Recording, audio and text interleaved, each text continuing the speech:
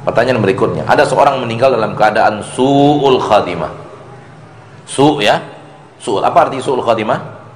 Buruk, penghabisannya buruk, lagi mabuk, mati misalnya ya. Namun orang tersebut punya amal jariah yang sangat banyak, anaknya soleh. Apakah orang tersebut tetap dapat pahala amal jariahnya? Antum bertanya ilmu gaib kepada saya,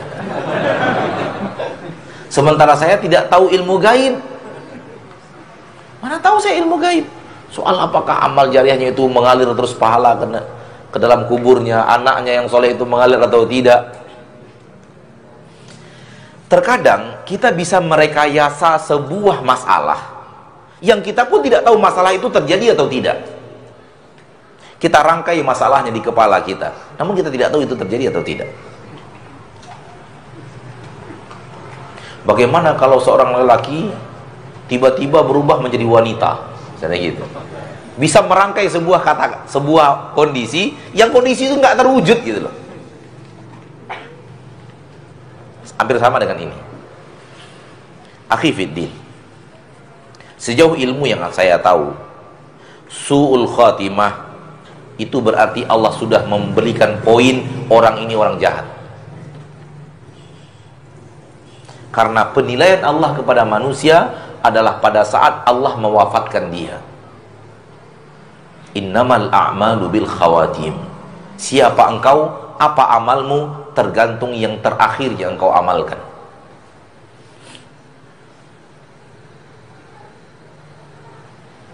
Jadi kalau bisa kita katakan final point tentang seseorang adalah di saat dia diwafatkan oleh Allah. Final nilai. Siapa yang menilai dia baik atau buruk? Jawabannya Allah.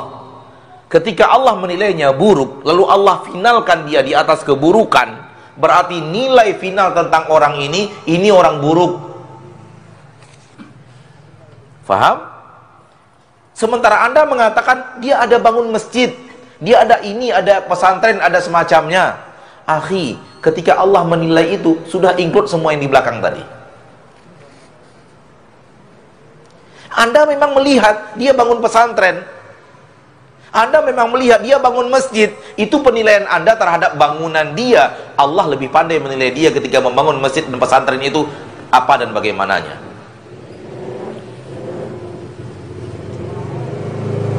Seolah-olah di sini dalam pertanyaan ini Anda ingin mentabrakkan ilmu Anda tentang orang itu dengan ilmu Allah tentang orang itu. Paham nggak?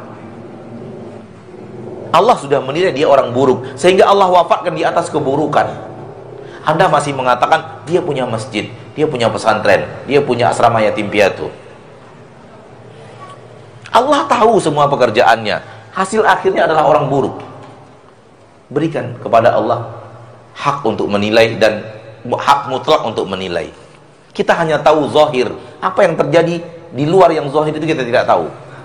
Boleh jadi harta yang dia bangunkan masjid bukan harta halal. Pernah ada kejadian di suatu negeri buat sekolah pesantren,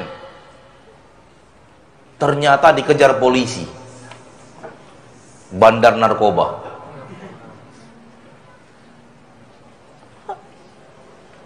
Namun kita kan tidak tahu. Iya, sekarang kita tahu gara-gara orang itu kan, orang tidak tahu hasil dari apa. Atau dia mungkin bangun pesantren, bangun apa, bangun masjid, namun dia berbuat syirik besar. Mungkin ya, ini kan kalau merekayasa. Dan setiap syirik besar menghapuskan seluruh amal saleh. Artinya kalau Allah sudah menilai, itulah penilaian yang paling final.